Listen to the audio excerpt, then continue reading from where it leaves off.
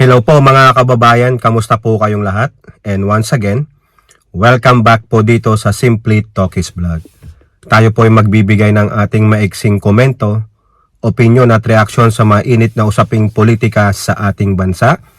And shout out po sa lahat, sa ating mga channel subscribers, followers, nagsishare at naglalike ng ating mga videos, sa mga OFWs, to the men and women in uniform, sa mga frontliners at mga guro, and may God bless us all and may God protect the Marcos administration from the forces of evil, the likes of Duterte's, their minions, and the anti-Marcos. Yan na po mga kababayan, no? Lalo pong sisiklab ang kaguluhan na gagawin ng mga Duterte minions kasi yung kanila pong poon na yung kanilang Tatay Digong ay sinasabing kinidnap, no? State kidnapping daw po papunta ng Dahig. Sino po ang nagsabi niyan? Ang walang iba kundi ang inyong VP Sara Pusit Duterte, no? Sa kanya pong mga media interview, sinasabi niya na we are Filipinos for nothing. Dapat pag Pilipino ka, hindi ka susunod sa mga dayuhan. Ganun ba? O mamaya boboljakin natin kayo dyan ha, kayong mga Duterte sa sinasabi nyo. At sinabi pa niya na ito daw pong state kidnapping sa kanyang mahal na Tatay Digong ay gawa ng Marcos administration. Kung baga, Marcos administration yield to the foreign powers. Kasi hindi nila alam ang proseso ng batas eh. Basta sabi nila, Pilipino ka ha, huwag kang mag-yield sa mga banyaga ha. Really? Tell that to the Marines, biatch. Ganon din po, may sinabi ang kanyang bunsong kapatid na mayor ng Davao City. No?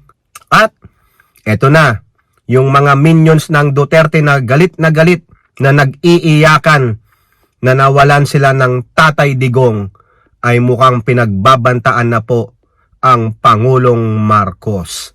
Okay, so unahin natin mga kababayan, ito pong sinasabi o sinabi ng inyong VP Pusit, no? Diyan sa kanyang mga interview kasi hindi po siya pinapasok diyan sa Villamor Air Base Gate 1, yung kanyang statement na pinabayaan ng gobyernong ito ang isang Filipino citizen na kidnapin ng mga dayuhan tulad ng International Criminal Court. Okay, so bawal daw po yun. Labag sa karapatang pantao ni Digong. Abay, may karapatang pantao pala si Digong. Pero nung siya ang namumuno at tahasan niyang sinabi na PNI niya, pinagmumura niya ang human rights ng bawat Pilipino. Pero pagdating sa kanya, mga entitled biatch ang mga Duterte. Mabuti nga sa inyo, no? Sinasabi ni Sara Duterte na kinidnap ang kanyang ama. Ito ay isang political persecution. Abay, yang political persecution, narinig na natin yan mga kababayan. Pamumulitika lang lahat ng ito. Sige nga, pakita nyo nga. Ang sabi ng Pangulo, naninindigan ng Pangulong Marcos na sila ay sumusunod lamang sa kanilang trabaho dahil tayo ay member state ng Interpol. We have to abide with the rule of law. Tama ang proseso. Tama ang ginawa ng Marcos administration. Pero sa paningin po ng mga Duterte, hindi po katanggap-tanggap kasi feeling po nila, sila po ang may-ari ng Pilipinas. Sila ang dapat masunod.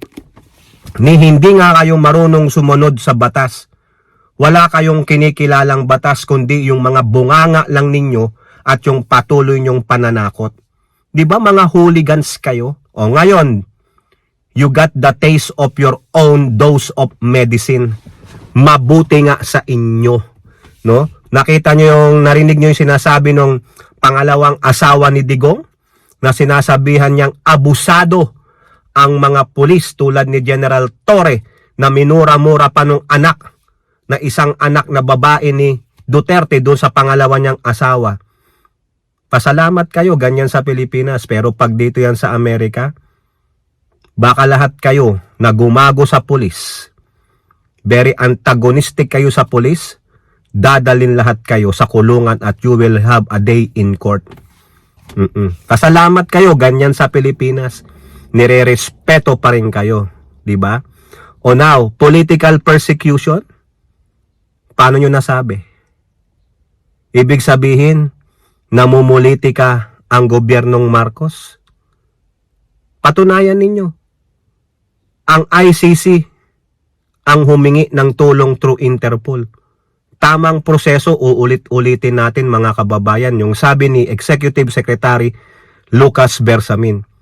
Pag pinadaan ng ICC ang arrest warrant kay Digong through Interpol, tayo ay tatalima sa Interpol dahil tayo po ay member state. Pero kung ICC lamang ang magpapatupad ng warrant of arrest, hindi tayo tatalima. Sinabi rin ng Pangulong Marcos sa kanyang media press interview o press release, nangungulit ang ICC prosecutors nang hihingi ng mga dokumento, but the Marcos administration did not yield. Hindi sila nagbigay, hindi nila in-entertain yung request. However, there is a request from Interpol itself na lumabas ang arrest warrant ng ICC. Di tatalima tayo. So anong batas ang nilabag doon? Di ba? Dapat tayong tumalima dahil member state tayo. At malaking tulong ang Interpol sa ating bansa. O ngayon, political persecution, lumang adage na yan. Lumang statement na yan. Maghanap naman kayo ng bago. State kidnapping? E di-demanda nyo ang state. Di ba? I-demanda nyo ang state. Kung talagang kidnapping yan. E kusang sumama tatay mo eh. Tinutukan ba siya ng barel? Pinwersa ba siya? Eh hindi eh. May kasama pa siya, yung dati niyang executive secretary, si Medel Dia. Yung ba sinasabi niyong state kidnapping? Di ba? Nakamas ba yung mga dumukot sa kanya? O, ngayon, punta naman tayo dun sa kapatid niya na mayor ng Davao City. Mas concerned pa itong mga to sa kanilang political career kaysa dun sa estado ng kanilang ama. Eh dapat pinuntahan nyo kaagad kung concerned kayo. Diba? Sumama kayo, nakiusap kayo. O, ano ang sabi ng mayor ng Davao City na si Baste Duterte? Ito daw pong ginawa ng Marcos administration ay isang political maneuvering. Dahil inilalayo ng administrasyong Marcos ang usapin sa GAA, yung 2025 budget. Nakita nyo? Ganun pa rin. Sinong namumulitika ngayon? Ha? Sa palagay mo, umiiwas ang gobyernong Marcos diyan sa usapin ng GAA? Hindi po sila umiiwas, kundi kumpiyansa po sila na walang anomalya sa 2025 budget. Walang blank item sa GAA na pinirmahan ng Pangulo. Pero ikaw ginagamit mo yan, imbis na maging concern ka sa tatay mo. Diba? Puro pamumulitika. Kayo ang namumulitika.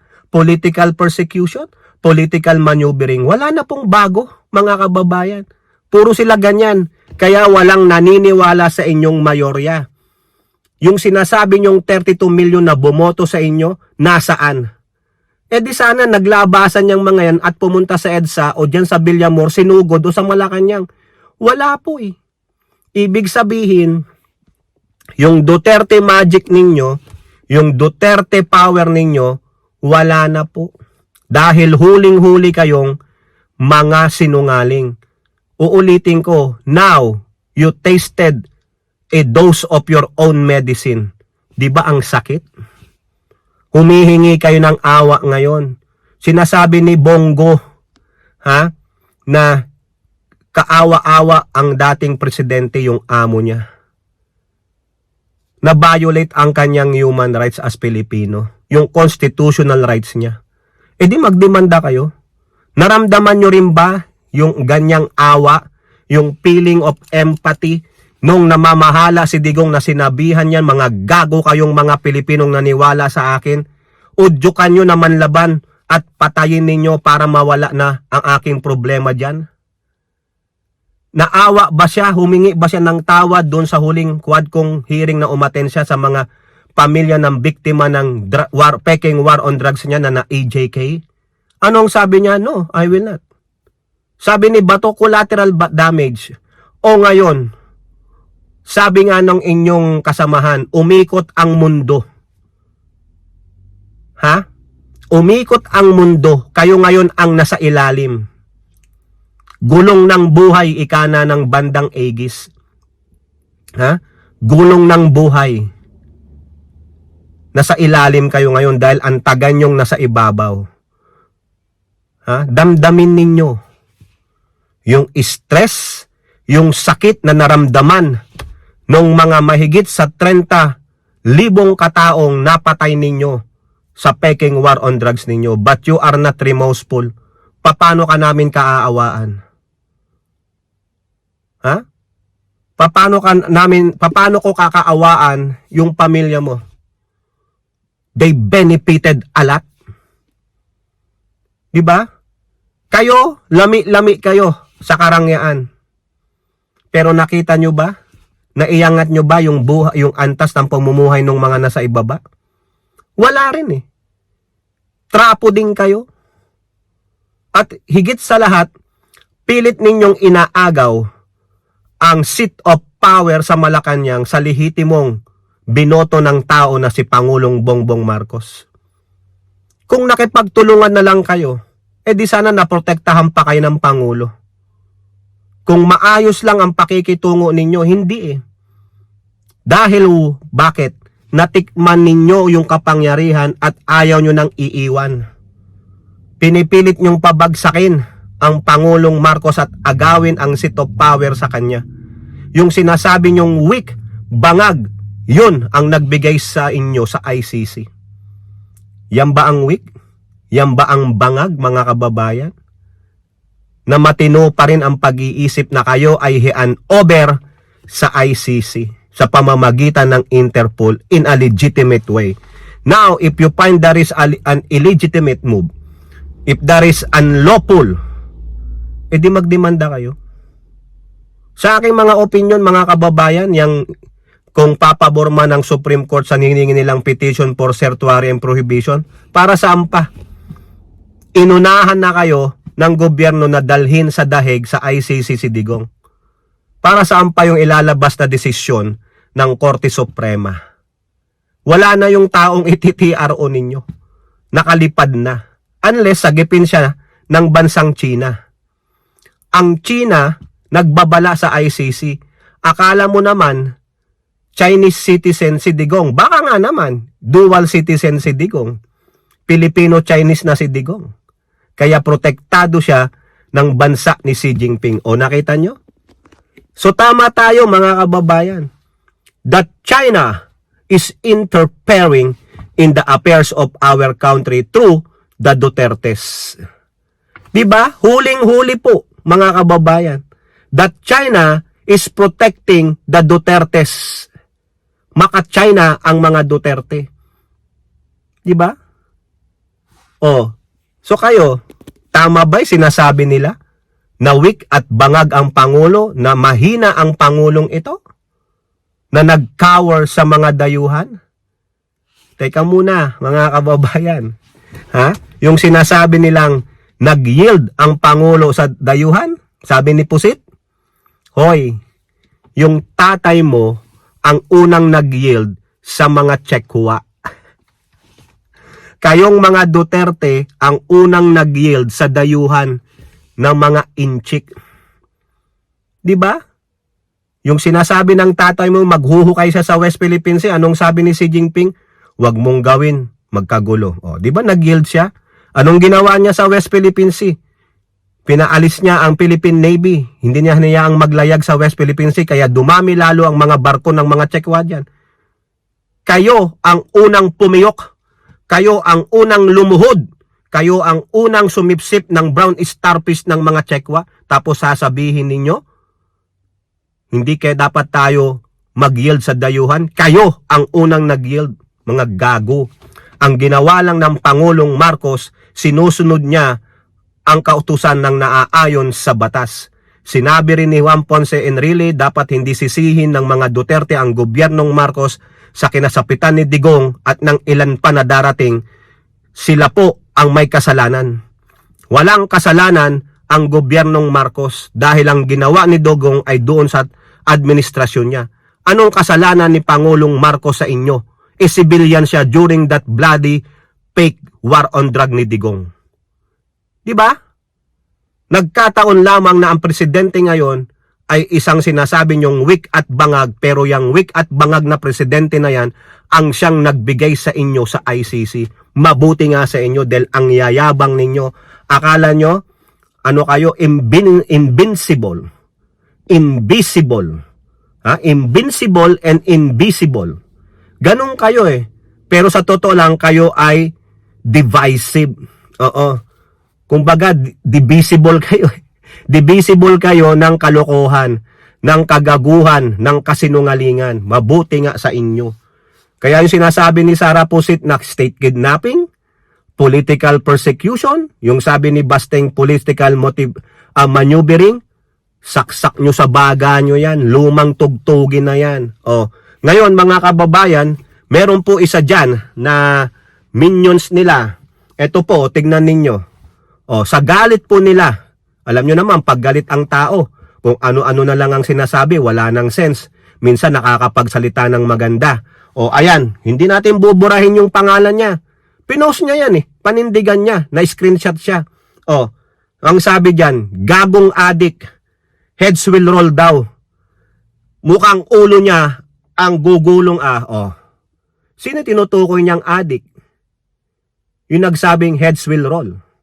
Di ba ang Pangulong Marcos yan, yung tungkol sa Kabagan Santa Maria Isabela Bridge, yung nag-collapse? Ngayon, ang sabi nitong babaeng ito, ang ulo daw ba ng Pangulong Marcos ang gugulong? No? Walang pagtatanong yan. Kaya, mag-ingat-ingat po ang Pangulong Marcos, ang First Family, no? Kayo po dyan na PSG, ang National Security Council na nakapalibot sa Pangulo, ingatan nyo po ang Pangulong Marcos kasi itong mga to, babalik at balik sila. Hindi po nila matanggap ang pagkatalo nila. Lalo na baka may namumuo na dyan, may binubuo na silang action dyan laban sa gobyernong Marcos. So ingat-ingat po Pangulong Marcos, the First Family, no? Okay, so magmatsyag po tayo, naka-high alert po ang Philippine National Police, mga kababayan, kasi hindi natin alam itong mga Duterte minions tulad ng advice ni Yusek Claire Castro, kalmate. Kalmate.